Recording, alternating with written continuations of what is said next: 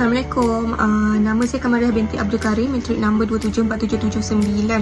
Okey, untuk subjek ni kumpulan kami telah memilih tajuk cukai pendapatan individu di New Zealand.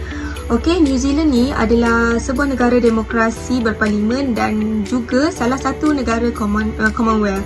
Menurut laman web nationalonline.com pada tahun 2021, New Zealand merupakan negara yang mempunyai ekonomi pasar bebas yang maju berdasarkan pertanian dan perkhidmatan. Negara New Zealand ni juga sangat bergantung kepada perdagangan dan pelancongan antarabangsa. Eksport utama adalah susu pekat dan mentega, manakala import utama adalah kereta dan minyak mentah. Untuk rakan dagang utama mereka adalah China, Australia dan juga Amerika Syarikat lah. New Zealand juga merupakan negara yang mempunyai sistem cukai yang progresif.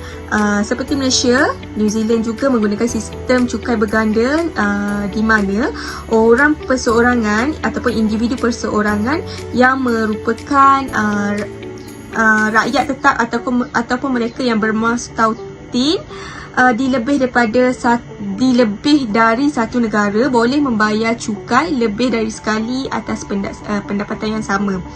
New Zealand mempunyai perjanjian percukaian berganda dengan pelbagai negara yang menetapkan negara mana yang akan mengenakan cukai untuk jenis pendapatan tertentu lah. Di Malaysia terdapat dua jenis cukai utama, iaitu cukai pendapatan dan cukai barangan dan perkhidmatan. Okey, cukai atas barang yang dibelilah dan dia juga dikenali sebagai GST. Jadi semua cukai ni mestilah dibayar pada lembaga hasil dalam negeri. Untuk definisi cukai, cukai bermaksud bayaran atau sumbangan yang dikenakan oleh kerajaan terhadap individu perseorangan, syarikat maupun barangan untuk digunakan sebagai perbelanjaan negara. Dapat dikatakanlah cukai pendapatan adalah cukai yang dikenakan ke atas individu atau entiti ataupun pembayar cukai yang berbeza dengan pendapatan atau keuntungan masing-masing. Secara amnya, cukai pendapatan ni dikira sebagai hasil daripada kadar cukai yang boleh dikenakan cukai pendapatan. Kadar cukai mungkin berbeza mengikut jenis atau ciri-ciri pembayar cukai. Sebab itulah kalau kita perasan cukai ni untuk setiap individu beza-beza dia punya amount. Maksudnya kalau pendapatan tinggi, cukai pendapatan diorang pun tinggi jugalah. Okey, apa tujuan cukai tu? Cukai ni didefinisikan sebagai bayaran atau sumbangan yang dikenakan pemerintah kepada individu bagi menjana ekonomi negara. Cukai merupakan merupakan satu benda yang sangat penting bagi sesebuah negara menjana pendapatan dan hasil negara mereka lah. Setengah negara seperti New Zealand menjadikan cukai sebagai sumber utama pendapatan negara. Hasil cukai yang diperolehi ini digunakan bagi perbelanjaan, pembangunan dan pengurusan negara tersebut. Okey, sejarah percukaian New Zealand. New Zealand mempunyai sejarah mengenai kadar cukai langsung hingga cukai tidak langsung yang tinggi. Sebelum pengenalan cukai pendapatan, New Zealand ni telah mengalami kemelesetan ekonomi yang lama melebihi satu dekad yang mempunyai kesan negatif ke atas nilai-nilai tanah. Kejatuhan nilai tanah seterusnya mempunyai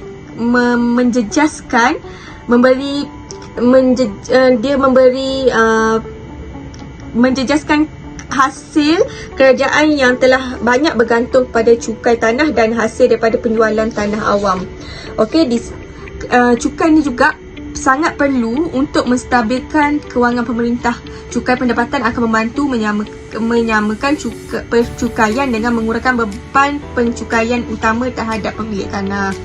Okey, seterusnya cukai pendapatan di New Zealand. Sistem cukai New Zealand adalah salah satu yang paling natural dan cekap dalam Organisation for Economic Cooperation and Development yang dianggotai oleh 38 buah negara. Sistem pengiraan penuh untuk pembayaran dividen berfungsi mengurangkan gangguan cukai untuk keputusan pembiayaan korporat, manakala kecekapan dalam keputusan pelaburan korporat digalakkan oleh tahap insentif cukai yang disasarkan rendah. Sistem cukai juga lebih neutral penjimatan peribadi daripada dalam kebanyakan negara lain lah.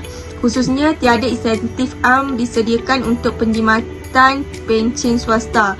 Oleh itu, tidak ada keperluan segera untuk pembaharuan cukai utama, tetapi beberapa isu perintah kedua harus dialamatkan untuk meraih manfaat penuh sistem yang berfungsi dengan baik.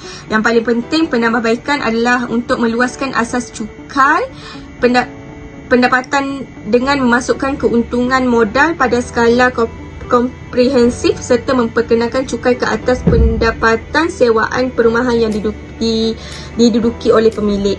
Okey.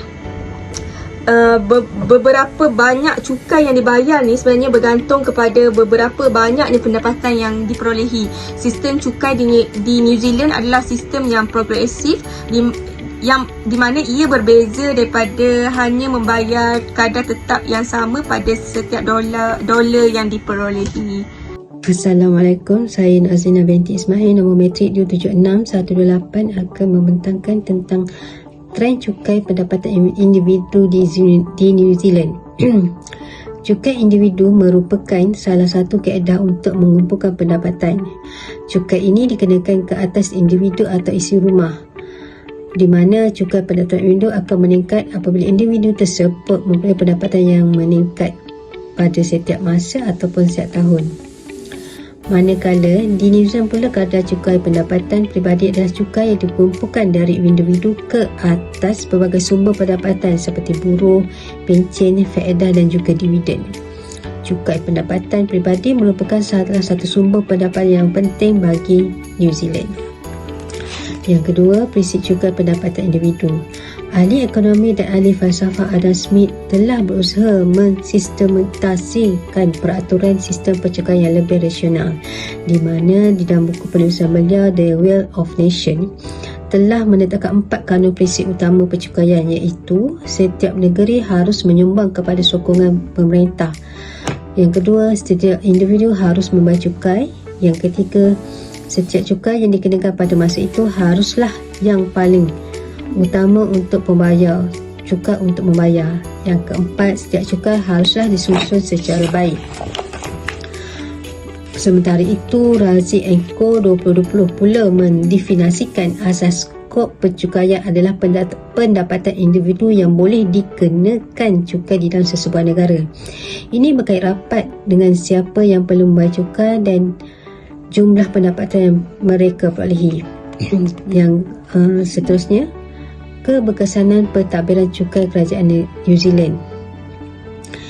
Rich 2010 menyatakan bahawa pentadbiran cukai perlu diuruskan oleh institusi yang sesuai dan cekap dalam pengurusan, di mana di New Zealand cukai dikutip oleh Inland Revenue Department IRD bagi pihak kerajaan New Zealand. Cukai yang dikenakan adalah pendapatan peribadi dan perniagaan, pembekalan barangan dan perkhidmatan. Tiada cukai keuntungan modal dikenakan walaupun keuntungan ke atas penjualan dianggap sumber pendapatan. Kesimpulannya, dapat disimpulkan bahawa cukai pendapatan individu merupakan sumbangan yang tertinggi kepada hasil pendapatan New Zealand berbanding dengan hasil pendapatan cukai yang lain, di mana New Zealand bukanlah negara pembayar cukai yang pendapatan yang tertinggi di dunia, tetapi merupakan sebuah negara yang cekap dalam pengurusan pentadbiran, di mana ia ditadbir secara sistematik, teratur dan berpusat. Ini menjadikan New Zealand sebuah negara yang terbaik di dalam pengurusan cukai. Kejayaan New Zealand dalam penggunaan hasil cukai secara optimum dalam melawan pandemik COVID-19. Rakyat di Denmark membayar cukai tinggi berkaitan dengan pendapatan dan kekayaan. Menurut Eurostat, Denmark mempunyai bahagian cukai yang tertinggi berkaitan dengan pendapatan dan kekayaan, yang mana ia menyumbang kepada 28.9% daripada keluaran dalam negara kasar, iaitu KDNK. Organisation of Economic Cooperation and Development OECD menunjukkan yang Denmark mencatat cukai pendapatan individu di Denmark adalah yang tertinggi di kalangan negara OECD dengan jumlah cukai sebanyak 60.2% yang diterapkan pada penghasilan di atas RM55,000. Ini menunjukkan yang cukai pendapatan modal merupakan bahagian penting dari sistem cukai pendapatan Denmark. Jumlah pendapatan tahunan sekitar DKK 100 bilion atau hampir 10% daripada jumlah hasil cukai dan modal adalah penting untuk keputusan pelaburan dan simpanan isi rumah Denmark dan firma untuk pengagihan kemungkinan pengguna. Pelaksanaan cukai pendapatan di New Zealand. Pendapatan cukai kepada KDNK New Zealand adalah yang tertinggi berbanding pendapatan lain. Ini menunjukkan cukai antara sumber pendapatan yang paling tinggi, yang paling penting untuk pembiayaan perbelanjaan awam dan dengan itu kebajikan di New Zealand. Sistem cukai progresif yang teratur memainkan peranan penting bagi individu dan masyarakat keseluruhannya. Cukai pendapatan di New Zealand menyumbang kepada 40% terhadap KDNK New Zealand pada tahun 2008 dan tahun 2019. Kadar cukai pendapatan adalah peratus cukai yang mesti dibayar. Kadarnya berdasarkan jumlah pendapatan untuk tahun cukai. Pendapatan cukai adalah merangkumi gaji atau upah, faedah kerja dan pendapatan, pembayaran berjadual, faedah dari akaun bank atau pelaburan, pendapatan dari bekerja sendiri, wang dari menyewa harta, serta pendapatan luar negara. Sebilangan pendapatan dikenakan cukai sebelum dibayar. Ini merangkumi gaji, upah, faedah pendapatan, pembayaran berjadual. Jumlah cukai yang ditolak oleh majikan atau pembayar bergantung kepada kod cukai dan matlamat pendapatan yang dikenakan cukai. Pembayaran cukai mungkin mendapat bayaran balik atau pembayaran cukai pada akhir tahun. Sekiranya dikenakan cukai dengan kadar yang salah pada setiap tahun tersebut. Oleh itu pentingnya untuk menggunakan kod cukai yang betul. Pendapatan lain tidak dikenakan cukai sebelum ianya dibayar. Ini termasuk pendapatan dari bekerja sendiri atau menyewa harta tanah dan beberapa pendapatan di luar negara. Membayar cukai ke atas pendapatan pada akhir tahun. Jumlah cukai yang dikenakan bergantung pada jumlah pendapatan untuk tahun cukai. Sekiranya seseorang itu mempunyai lebih dari satu sumber pendapatan, ia perlu membayar cukai sekunder. Jumlah cukai sekunder itu dibayar secara bergantung pada kod cukai sekunder yang diberi kepada majikan atau pembayar. Kadar bayaran cukai sekunder adalah di antara 10.5% hingga 39.5%. Saya Muhammad Samsuhairi bin Muhammad Nasir daripada Guru Kuantan Memetrik 276-325. Saya akan menerangkan tajuk tugasan kami iaitu cukai pendapatan individu di New Zealand. Kejayaan New Zealand dalam penggunaan hasil cukai secara optimum dalam melawan pandemik COVID-19. Catat ini menunjukkan perbelanjaan kerajaan pada tahun 2008 dan 2009. Pendidikan, kesihatan dan keselamatan sosial mendominasi pembelanjaan kerajaan. New Zealand membelanjakan sebanyak 34 bilion dolar untuk keselamatan dan kebajikan sosial, 18.7 bilion dolar untuk kesihatan dan 15.3 bilion untuk pendidikan. Pada tahun 2020 menyaksikan dunia dilanda pandemik COVID-19. Pada Mac 2020, kerajaan New Zealand mengumumkan untuk membelanjakan sebanyak 4% daripada nilai GDP negara bagi membendung penularan COVID-19. Pembelanjaan kerajaan tersebut adalah merakumi subsidi kewangan untuk mereka yang dikehendaki mengasingkan diri tetapi tidak boleh bekerja dari rumah. Rangsangan NZ sebanyak $12.1 bilion merakumi subsidi gaji, meningkatkan respons sektor kesihatan terhadap virus, lebih banyak wang untuk keluarga berpendapatan rendah dan mereka yang berkewajikan dan perubahan pada cukai pendapatan. Sekatan perjalanan yang ketat pada hujung minggu yang menghendaki hampir semua pelancong yang tiba dari mana sahaja untuk mengasingkan diri selama 14 hari, yang mana ia sudah tentu mendatangkan malapetaka dalam perniagaan. Perniagaan yang dilanda kesan pandemik yang mengalami penurunan pendapatan lebih dari 30% berbanding pada tahun 2019 akan layak menerima subsidi gaji untuk terus membayar staf. Kerajaan mengumumkan subsidi gaji 2 minggu untuk perniagaan yang mengalami penurunan pendapatan sebanyak 40% dalam tempoh 14 hari antara 12 Ogos hingga 10 September. Kaki tangan yang memenuhi kriteria kesihatan tertentu dan tidak dapat bekerja kerana COVID-19 boleh memohon skim sokongan cuti COVID-19. Sebanyak $20.2 bilion kekal dalam dana CRRF.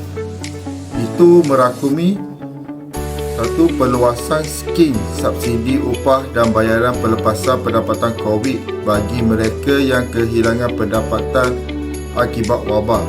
2. Perluasan kepada skim aliran tunai perniagaan kecil. 3. Dana tambahan untuk peralatan perlindungan diri untuk penyediaan kesihatan. Dan 4. Sokongan lebih lanjut untuk langkah-langkah kesihatan perbatasan dan tindak balas ekonomi yang berterusan telah berlaku. Dan pelaburan sebanyak $760 juta untuk membantu majlis meningkatkan infrastruktur.